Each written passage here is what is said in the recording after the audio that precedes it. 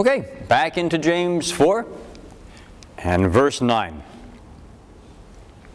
So in verse 8 we had, draw near to God, He will draw near to you. Cleanse your hands, you sinners. Purify your hearts, you men of double mind. So now he's calling to repentance. Right? You men of double mind, stop going both ways. Get out of that bed. Be in this bed. Cleanse your minds, purify your hearts. Live a life worthy of God. Be wretched and mourn and weep. Let your laughter be turned to mourning and your joy to dejection. Okay? Pretty heavy statements for those who just think that our call to Christianity is just to make life wonderful. Well, first we have to recognize how miserable things are. When we forget to make that part of Christianity, we have sold ourselves short. Because unless we recognize that we're sick, we can't get better. All right, Jesus' words about the Pharisees, He didn't come to heal the well, but to heal the sick. And the challenge is recognizing that we're ill. I think I told you the story once of going on a ministerial visit in a different church where we baptized adults with a woman who wanted to be baptized. And we went to visit her up in the Bronx, and she was telling us about her life. I think she'd grown up in Trinidad, and she'd grown up a Seventh-day Adventist, and how she wanted to be baptized, and she said it was never in her to sin. And the minister didn't miss a beat. He said, well, then we have a problem. We only baptize sinners. And it just really made that scripture fall right into place, because I kept thinking, why is Jesus telling the Pharisees that He didn't come to heal the healthy? Is He saying they're okay? And obviously they're not. No, He's saying they didn't recognize the fact that they weren't healthy. And so we have to come to see this, that we need to see where we are falling short. And when we are being double-minded, be wretched and mourn and weep. That's an awful thing when we start to see it. Let your laughter be turned to mourning and your joy to dejection. Let's go over to Luke 6, and you'll see the same words where James is pulling this. James 6, we'll see the words of Jesus. I'm sorry, did I say James 6? I meant Luke 6.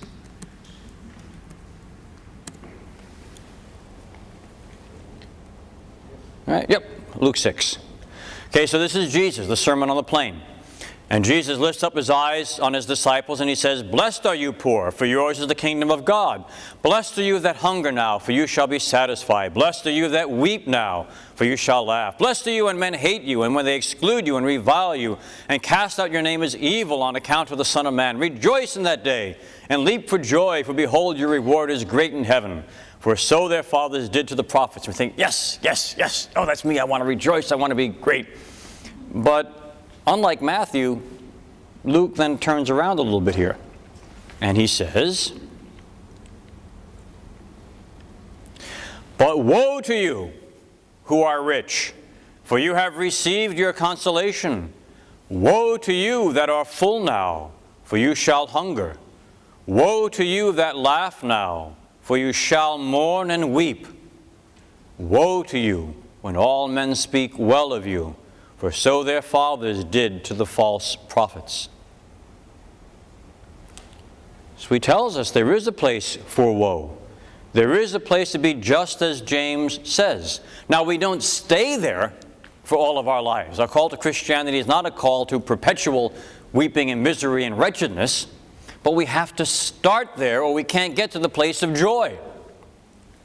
So this is describing the sinner who, when they finally come to their senses and start seeing how they are sinning, how we are sinning, I and my fellow sinners, we come to our senses and we're horrified over what we've done. I hope we are. I hope when we do that examination of conscience, maybe there's something that we've been doing for years from our childhood that God just hasn't shown us yet because it wasn't time. And now it is time. And He starts bringing it to our attention. And I hope our response is, oh, okay, I guess I got to deal with that. But recognizing that makes us utterly unworthy of heaven. And mercifully, God waited until the time we were going to be willing to listen, when the time was right, and brought it to our attention. Now it's our moment to recognize that sin is serious. Even small sins. How small is a sin if it's enough to keep us out of eternal life? Well, it's only small relatively. Maybe it's smaller than this really big sin, but they're all fatal, eventually, if we don't turn from them. So it describes the sinner who comes to his senses, is horrified over what they have esteemed and thought important in the past. And now weep and mourn over this, what we have done. We see how messed up and upside down we are so much of the time, even after we've walked this way for a long time. So often there's just something that we just haven't seen. Almost every Lent, I pray to God and I say, all right, God, this year, show me that sin that I just don't see, that everybody else sees in me. That's just as plain as the nose on my face, and I just don't see it. And usually he comes and says, John, you still have that problem with judgment. You know? But there are those sins that we have that everybody else sees, and we're just I'm fine. Nope. You know? And we're not. And when we finally see it, you say, oh man, how could I be so stupid? How could I be so hurtful to others? How could I have hurt this God who loves me? And then we thank Him for bringing it to our attention. So we're horrified at what we did in the past, right? If we go back to James 4 and verse 4, now adulterers, don't you know that friendship with the world is enmity with God? And we recognize we've done that way. We've had this friendship with the world. We've been in this bed. We just didn't recognize it. How horrible that would be. Picture that in our real lives. Picture as if we have this husband or wife who loves us so dearly, and we recognize that what we've been doing has been hurting them so much. And we thought it was just a fun little tryst to have an affair with the secretary or with the boss or whoever it is. And then we wake up and we realize how much we've hurt the one we've loved us. Do we just say, oh, you know, okay? Or do we mourn and do we weep? Recognize that we've hurt. And so that's where we start. But we don't stay there, because look what he says in verse 10. Okay, so we recognize our sins. We humble ourselves. And then when we've been humbled, God will exalt us. When we've humbled ourselves and taken away that pride and said, yes, I guess as much as I thought I was a great Christian, I'm still a sinner. And now I repent of the sin. And God heals us, gives us His grace, lifts us up, and exalts us. Let's look at this phrase. This will come up again and again in the Scriptures. Let's go over to 1 Peter 5 and verse 6. Right, we saw that real parallel between James and 1 Peter 5, where he says the same thing. Humble yourselves, therefore, under the mighty hand of God, that in due time He might exalt you. So again, if you're doing your Bible study and creating the margins so you can study on your own, this might be a cross-reference you put in James 4:8 or 4:9. You know, and you just put that cross-reference to 1 Peter 5:6. And likewise in 1 Peter 5:6, you put a little cross-reference to James 4 and verse 10, is where we were. But we see this besides Peter. Okay, let's look at a number of places in the preaching of Jesus where he talks about this. Let's go to Matthew 23 and verse 12. Humble yourselves before the Lord, and He will exalt you, as James says. Matthew 23 and 12. Some more scriptures to put in our margins as we cross-reference. Here's Jesus. Whoever exalts himself will be humbled. Whoever humbles himself will be exalted. Interesting how we're taking the initiative, aren't we? It's our choice whether we want to walk humbly before God or whether we want to vaunt ourselves. And then there's a consequence. So let's look again. Mark 9, verses 33 through 37.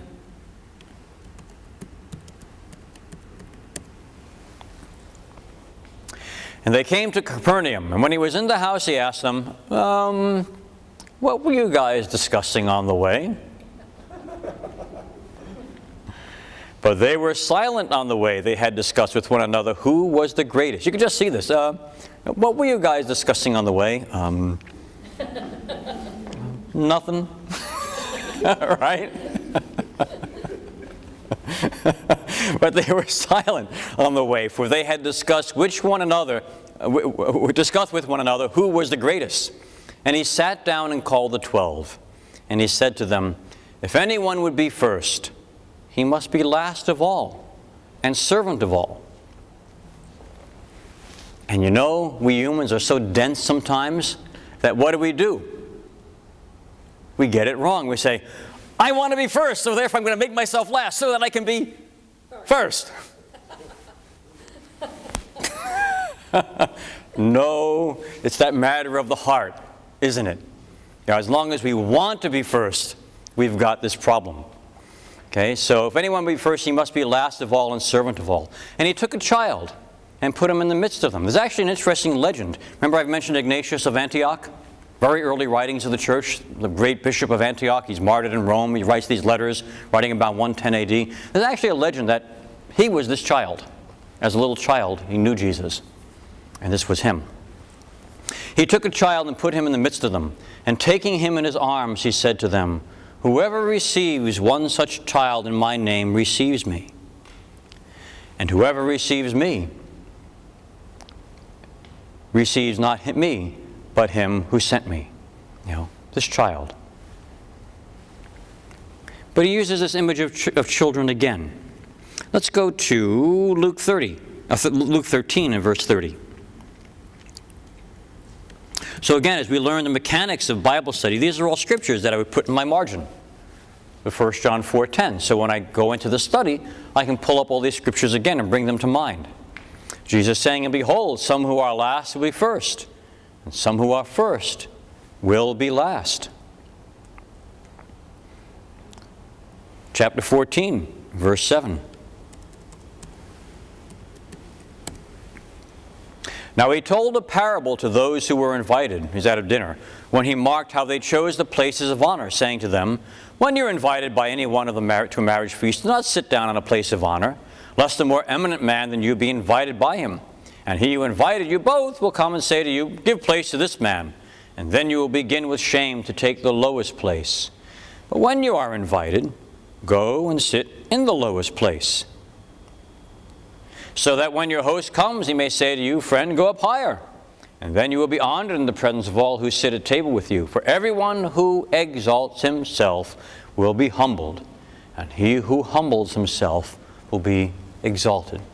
This recurring theme of the need to humble ourselves.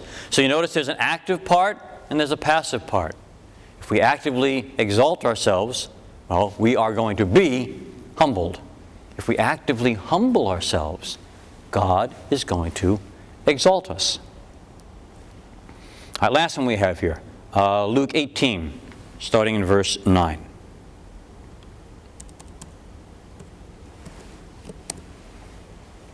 Okay, he also told this parable to some who trusted in themselves that they were righteous and despised others. Famous parable, right? 2 men went up to the temple to pray. One a Pharisee, the other a tax collector. The Pharisee stood and prayed thus with himself, "God, I thank you that I am not like other men, extortioners, unjust, adulterers, or even like this tax collector. I fast twice a week. I give tithes of all I get." But the tax collector, standing afar off, would not even lift his eyes to heaven, but beat his breast, saying, "God, be merciful to me, a sinner." I tell you, this man went down to his house justified rather than the other. For everyone who exalts himself will be humbled, but he who humbles himself will be exalted. When we come to recognize our misery, when it really doesn't matter to us to be miserable, because we've stopped worrying about ourselves. So now we're free to see our growth potential. To see. We don't have to protect ourselves. So yes, God, show me how miserable I am. Why? Because when you show me how miserable I am, first, I can see how great you are. And once I see how miserable I am and how great you are, I can see how beautiful you want to make me and how beautiful I can become. I find it wonderful in the Catholic Mass how at the very beginning we have the penitential rite. And we come recognizing we're coming to this place where God has come to meet us, like the mountain, only so intimately. And there's this greatest of hugs in the Eucharist where he actually joins every cell of our body. The place we start is acknowledging that we have absolutely no right, no claim to be here. We're sinners. And we start there. And the wonderful thing, as soon as we finish admitting that, what do we sing? The Gloria. Glory to God in the highest. Help me praising Him, because we recognize that although we are so utterly and completely unworthy, God still wants us here. He didn't throw us away, and He loves us. And that wonderful juxtaposition of confessing our sins, that we have no right to be here, and then just bursting out in joy of the greatness of God who brings us for His love to be with Him. Just a wonderful, wonderful setting as we go from one to the other.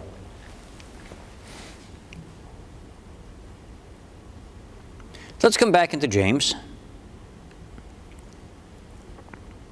You humble yourselves before the Lord, and He will exalt you. And then we seem to change streams, but we really don't. Do not speak evil against one another, brethren. He that speaks evil against a brother or judges his brother speaks evil against the law and judges the law. That's really not a huge departure of thought. Again, James is really quite masterful. You see how he's coming back with different approaches to the topic. So he's spoken about this need to humble ourselves instead of exalting ourselves. And then he gives us a perfect example. Why in the world are we exalting ourselves to go out and judge our brother? Do not speak evil against one another, brethren. He that speaks evil against a brother or judges his brother speaks evil against the law and judges the law. But if you judge the law, you are not a doer of the law, but a judge. Now that's a really key phrase for James, because remember all the way back in the beginning of James, what we said the whole theme of James was? Let's go back there to the first chapter of James.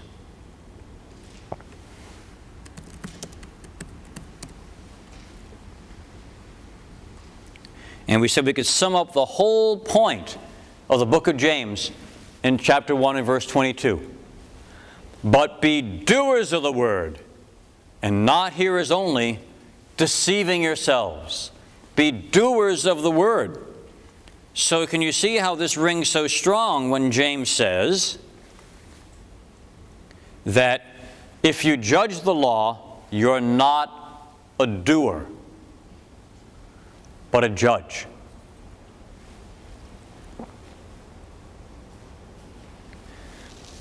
So it's not isolated. It's tied both to this theme of humility, and it's also tied to this theme of strife. Remember, we started the whole theme of strife in chapter 3. It continues on to the beginning of verse 4. Why do you have wars? Why do you have all of these issues? Okay, so that's where this is coming from. Now, when we bring up this subject of not judging, it inevitably brings up the strife that, well, what do you do when we have people in the church who are teaching very wrong things, who are sinning very grievously? How do we find that balance between when we need to say something and when we need to say, who am I to judge my brother? Well, this tie to the law really helps to guide us. Let's read that again and see his emphasis on his tie to the law. Okay, do not speak evil against one another, brethren. He that speaks evil against a brother or judges his brother speaks evil against the law and judges the law. But if you judge the law, you are not a doer of the law, but a judge. What does it mean to judge the law? Now, remember we looked at two examples when we discussed judgment quite a while ago. We looked at the example in 1 Corinthians 5. And in 1 Corinthians 5, what was happening? This fellow was sleeping with his father's wife, with his stepmother. An absolute, clear, and blatant violation of the law and of morality. And Paul takes him to task. Paul doesn't say, oh, who am I to judge? He says, in the person of Christ, oh, I'm remote from you. I judge. Throw the guy out. Not to hurt him, but turn him over to Satan so that he can repent. But put him out. And he says, I've judged. But then in 1 Corinthians 14, there's all these arguments in the church about, well, you should fast twice in the week, or you're not a good enough Christian. Or you shouldn't be eating meat, you should be a vegetarian. Or you're not a good enough Christian. Or no, you need to eat meat and not be a vegetarian because that means you have a weak conscience and you're not a good enough Christian. So can you see how this issue of being a judge of the law? So if it's a case like 1 Corinthians 5, I'm not judging the law. The person is clearly in violation, grotesque violation of the law. When I'm arguing about how I'm keeping the law, whether I should be fasting twice in the week, or whether I should be eating vegetables only, or eating meat, how I should be keeping the law. So if someone is not meeting my standard of keeping the law, and I'm judging them, in effect I'm saying the law is not good enough. God, your law isn't good enough. It needs to be more strict. It needs to be the way I look at it. So I have judged the law as being inadequate because my brother's behavior is not up to my standard, because he's not keeping Sunday the way I think he should be keeping it.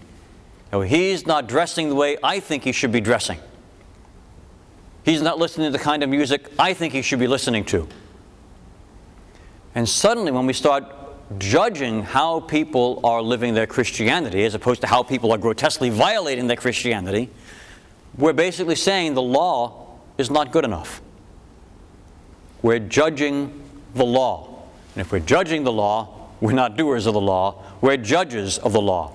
So that helps give us an idea of when we are to judge and when we are to say, who am I to judge? If we're judging people about how they are trying to observe the law, we probably have a problem. If we're not bringing people to account who are calling themselves Christians when they're in grotesque violation of Christianity, we probably also have a problem. That we need to do so. Could I just say something? No, please, absolutely. Let's get a mic over to you. And all input is helpful. Just as an example of what you're talking about, a few years ago, we had a man teaching the children that there was no such thing as purgatory.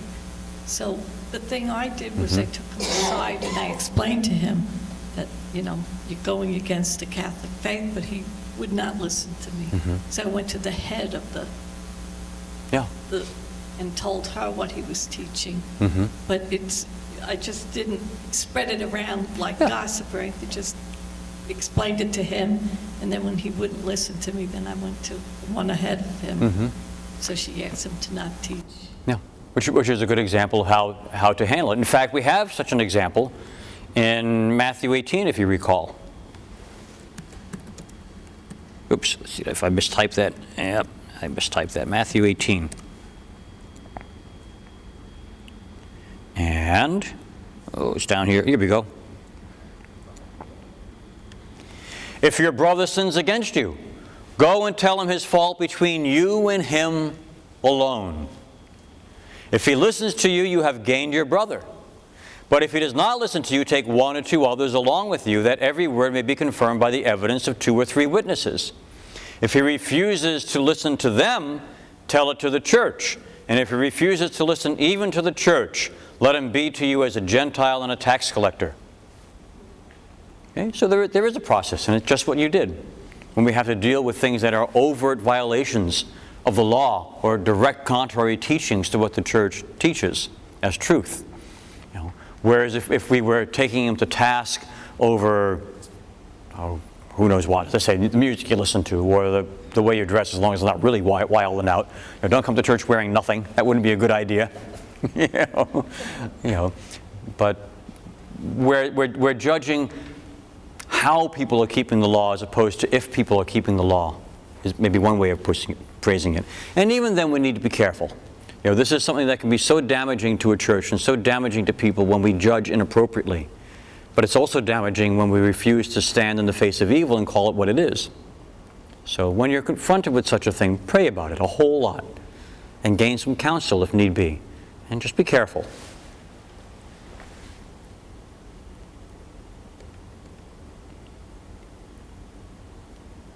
So, but if you judge the law, you're not a doer, but a judge of the law. And there is one lawgiver and judge, and it's not you. It's not me. There is one lawgiver and judge, he who is able to save and to destroy. But who are you that you judge your neighbor? So again, let's do some cross-references for these scriptures because they're very rich with things we can learn. Let's look at this phrase of one lawgiver. Okay, again, it's not unique to James. It comes again back into the Old Testament. Deuteronomy 32:39.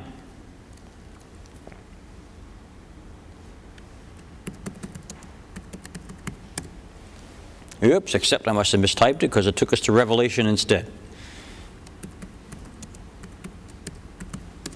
There we go. See now that I, even I am He, and there is no God beside me. This is God speaking. I kill and I make alive. I wound and I heal. And there is none that can deliver out of my hand. Okay, so God is God, not us. Isaiah 33, verse 22.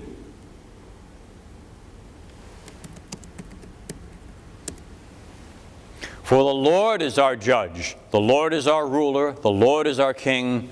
He will save us. He is the judge, not us. And again in Matthew 10:28, he uses almost the same words. Jesus saying, do not fear those who kill the body, but cannot kill the soul.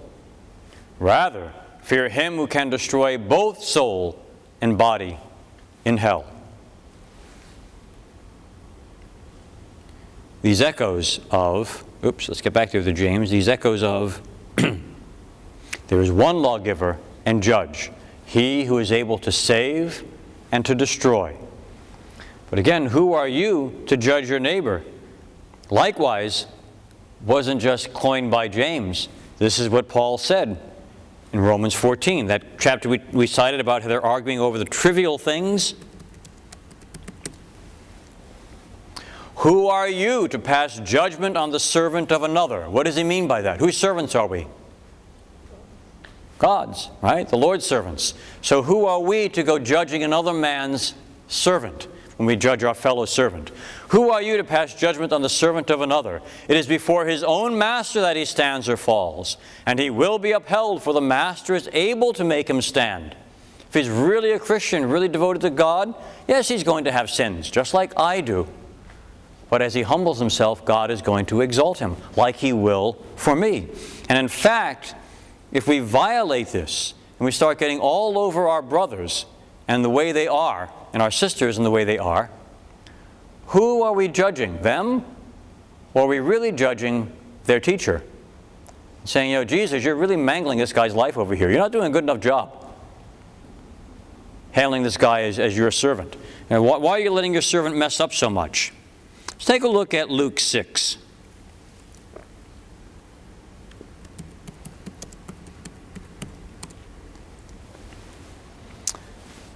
Jesus telling a parable. And again, this is the idea, who are you to judge another? Pulling off of Paul in Romans 14:4. Who are you to judge another man's servant? That the Lord is able to make him stand. He told him a parable. Can a blind man lead a blind man? Will they not both fall into a pit? A disciple is not above his teacher. Who's our teacher? God. God. Jesus is our teacher. Okay? A disciple is not above our teacher. But everyone, when he is fully taught, will be like his teacher. Okay, so this is interesting. There's a lot we can glean from this. Everyone, when he is fully taught. So if we're not yet fully taught, are we going to be perfect like our teacher? No. And if we're not yet fully taught, doesn't that imply that there's a process that unfolds over time, and the teacher has a plan to teach the student, to bring them where they have to be? So we can expect that we're not all perfect all the time? And this is part of the plan? This is the way the teacher teaches? Everyone, when he is fully taught, will be like his teacher. Why do you see the speck that is in your brother's eye, but do not notice the log that's in your own eye? Or how can you say to your brother, let me take that speck out of your eye? I got it, right? Probably going to cause more pain than good, right? So how can you say to your brother, let me take the speck out of your eye, when you yourself do not see the log that's in your own eye? You hypocrite! First take the log out of your own eye, and then you will see clearly to take the speck that is in your brother's eye. For no good tree bears bad fruit, nor again does a bad tree bear good fruit. Why does Luke have Jesus saying here juxtaposed? Why is he talking about the teacher and now he's talking about trees? Well, if the person is really sincerely a Christian, sincerely following the Holy Spirit the fruit is going to be good, and he's just on that path of being taught until he's fully taught and like his teacher. And we don't have to worry about the fruit on this tree. It's going to bring forth good fruit. And you know what? If he's not really sincere, no matter how much you beat him over the head, it's not going to bring forth good fruit. For no good tree bears bad fruit, nor again does a bad tree bear good fruit. It's like a tongue twister. No good tree bears bad fruit, nor again does a bad tree bear good fruit. For each tree is known by its own fruit. For figs are not gathered from thorns, nor are grapes picked from a bramble bush. The good man out of the good treasure of his heart produces good, and the evil man out of his evil treasure produces evil. For out of the abundance of the heart his mouth speaks. Okay, so if we're judging people in these trivial matters, who are we judging? The teacher. Thinking the teacher isn't doing a good enough job. Leave the student to the teacher, because if he's a good tree, it's going to bring forth good fruit. If it's a bad tree, there's not a whole lot you're going to be able to do about it, except pray for him or her. So that's why we've got to be really careful with judging, because when we judge, who are we really judging? God. Or, as James puts it, the law.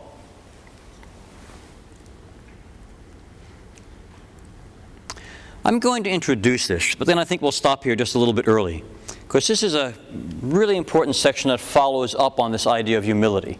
So we've been through this idea of spiritual adultery, humbling ourselves, this concept of humility, not judging one another, and now he gives another example of this arrogance that is evil. Come now, you who say, today or tomorrow we will go into such and such a town, spend a year there and trade and get gain. Whereas you don't know about tomorrow. What is your life? You are a mist that appears for a little time and vanishes. Instead, you ought to say, if the Lord wills, we shall live, and we shall do this or that. It seems so easy and so obvious. But as we peel this back, we'll talk about self-will and the danger of self-will in our lives. And yet think about it. This is a bit of a conundrum. How do we live a life without self-will, without abdicating our responsibility to do the things we need to do? Right? We need to do certain things. We need to go and make a profit and go do this and go do business and earn a living and take care of these things. We need to make business decisions and career decisions and family decisions. We need to make these decisions as part of being responsible, and yet we can't be self-willed and have to let go of the self-will. How do we balance these two? And usually when we do, I find, at least I find in my life, I'm kind of drifting over towards this bed again. Just like, the Israelites were accused of spiritual adultery because they were trying to rely upon political alliances and doing things the human way rather than really trusting in God. It can be quite a challenge when we say, let me cast off all my self-will, to live entirely in this bed alone. That's a greater challenge than we might think. And we'll talk about that next week when we come back to the conclusion of James 4. Any thoughts, questions before we wrap up? I'm saving for next week. Okay. All right, good. Then let's pray and head on our way. Our God, who is so holy, who is so perfect and so beautiful, what a blessing that we know you are going to teach us. We know you are going to bring us to the fullness of Jesus Christ. So please help us run as fast as we can, strive as much as we can, not because we want a great reward or not because we want to be better than the saints, but solely because we want to love you as much as we possibly can, because you are all love. And as we are transformed by your grace, and by your grace alone, so are we. So make us love, help us love, and let us give joy to you. We pray through Christ our Lord. Amen. Till next week.